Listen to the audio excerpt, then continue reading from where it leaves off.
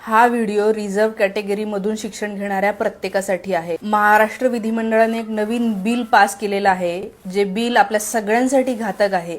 ते या अर्थाने की या बिलमध्ये असं सांगितलेलं आहे की इथून पुढे प्रायव्हेट युनिव्हर्सिटीजमध्ये कुठल्याही प्रकारचं रिझर्वेशन SC ST OBC असो किंवा EWS असो यांना रिझर्वेशन मिळणार नाही, कुठल्याही प्रकारची स्कॉलरशिप मिळणार नाही, कुठल्याही प्रकारची फ्रीशिप किंवा फीज रिएम्बर्समेंट मिळणार नाही असं या बिलमध्ये सांगितलेलं आहे।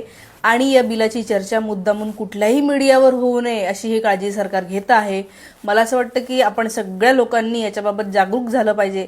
कालच आमदार कपिल पाटील यांनी सभा घेऊन असं सांगितलेलं आहे की हे बिल इतकं घातक आहे की सगळ्या विद्यार्थ्यांनी या बिलाची होळी केली पाहिजे, कारण हे बिल गरीब आणि होतकरू विद्यार्थ्यांच्या पोटावर पाय देणारं बिल आहे।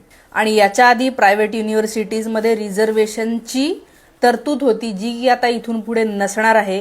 या बिलाचा आपण जोरदार विरोध केलाच पाहिजे।